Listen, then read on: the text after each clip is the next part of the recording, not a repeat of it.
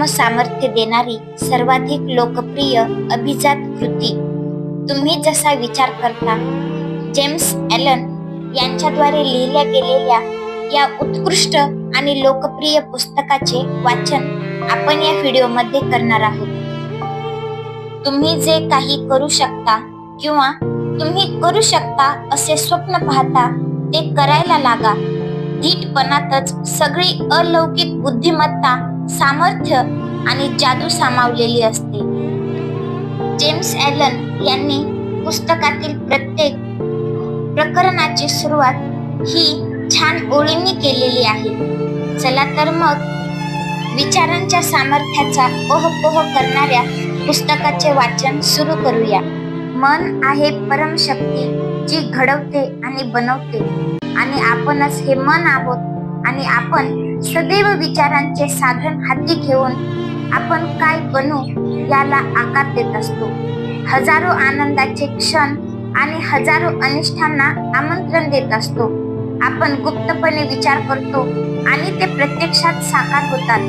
आपले विश्व म्हणजे दुसरे काही नसून आपण जगाकडे ज्यातून पाहत असतो ते आमचे काचेचे भिंग असते.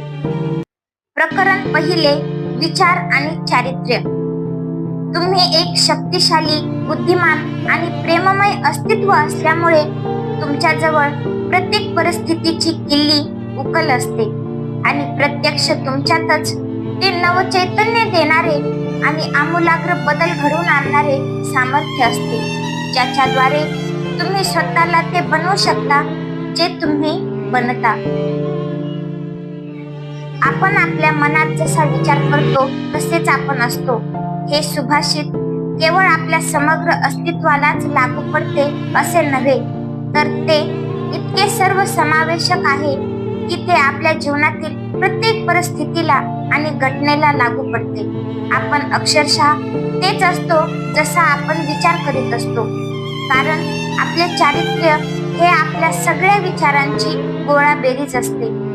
ज्याप्रमाणे बीजातून रोपटे उगवते आणि बीजाशिवाय ते अस्तित्वात येऊच शकत नाही, त्याचप्रमाणे आपल्यापैकी प्रत्येकाचे प्रत्यक्षातील वागणे, कृती ही आपल्या मनात दडलेल्या आपल्या विचाररूपी बीजातून आकार घेत असते. विचारांशिवाय कृती घडूच शकत नाही. ज्या वागण्याला उत्स्फूर्त आणि पूर्व विचार न करता केलेले वागणे म्हणतात, त्या वागण्याला देखील हे तत्व तितकेच लागू पडते जितके ते विचारपूर्वक केलेल्या कृतीला लागू पडते.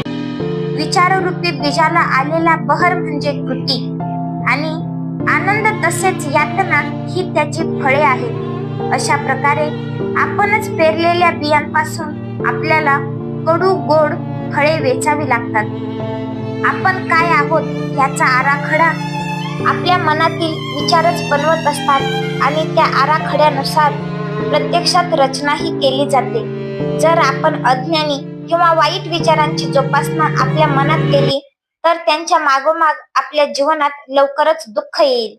जर आपले विचार निरोगी आणि हितकारी असतील तर ज्याप्रमाणे सूर्यप्रकाशात आपली सावली प्रामाणिकपणे आपल्या मागोमाग येत असते, त्याचप्रमाणे या चांगल्या विचारांच्या पावलांवर पावले ठेवीत आपल्या जीवनात सुख अवतरते.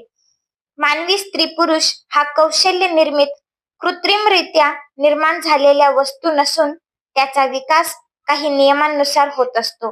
त्यामुळे या जगात दिसून येणाऱ्या सगळ्या भौतिक गोष्टींमागे जसा कार्यकारण भाव असतो, म्हणजे कारण आणि त्याच्या परिणामांची शृंखला दिसून येते, त्याचप्रमाणे विचारांच्या अदृश्य प्रांतात हाच कार्यकारण भाव मानवाच्या जीवनात निखालसपणे आणि अविचलपणे कार्य करीत असतो. एखाद्याला लाभलेले उदात्त आणि ईश्वरीय चारित्र्य ही काही देवाचा कृपाप्रसाद नसतो किंवा ते योगायोगाने मिळत नसते, तर सतत योग्य विचार करण्याचा तो परिणाम असतो.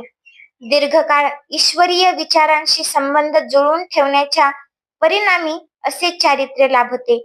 तसेच अधम आणि पाशवी चारित्र्य देखील याच पद्धतीने निर्माण होत असते. सतत नीच विचारात रमल्याचा तो परिणाम असतो.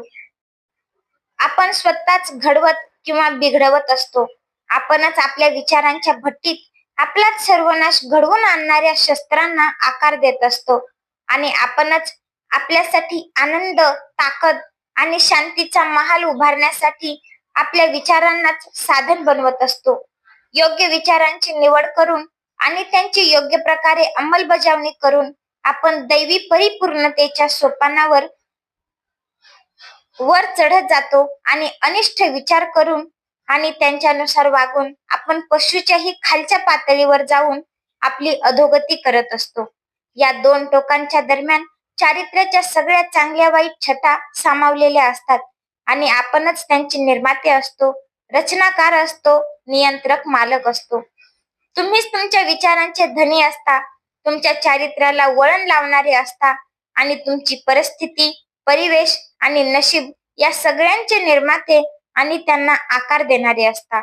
आत्म्याशी निगडित हे अत्यंत सुंदर सत्य आहे जे या युगात पुन्हा प्रस्थापित करायला हवे, त्यावर प्रकाश पाडायला हवा. हे सत्य म्हणजेच अत्यंत आनंददायक आणि फलदायी दैवी वचन आणि आत्मविश्वास आहे.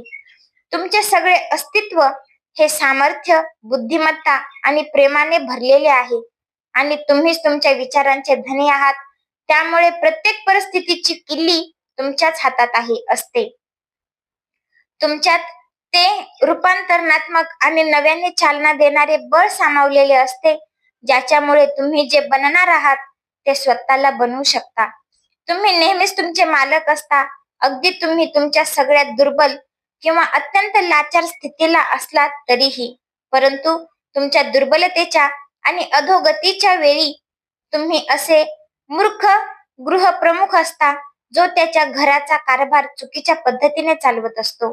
परंतु जेव्हा तुम्ही तुमच्या परिस्थितीवर विचार करू लागता आणि तुमच्या अस्तित्वाचा पाया कोणत्या नियमावर आधारित आहे याचा परिश्रमपूर्वक शोध घेऊ लागता, तेव्हा तुम्ही असे शहाणे मालक बनता जो त्याच्या ऊर्जेला आणि बुद्धिमत्तेला योग्य दिशा देत असतो आणि विचारांना फलदायी बनवत असतो. हा असतो सजग, सचेत मालक. आणि जेव्हा तुम्हाला तुमच्यातील विचारांच्या नियमांचा शोध लागतो, तेव्हाच तुम्ही असा सचेत, सजग मालक बनू शकता. या शोधाला प्रत्यक्ष व्यवहारात आणायला हवे. प्रत्यक्ष अंमलबजावणी, आत्मविश्लेषण आणि अनुभवातूनच या नियमाचा शोध लावता येतो.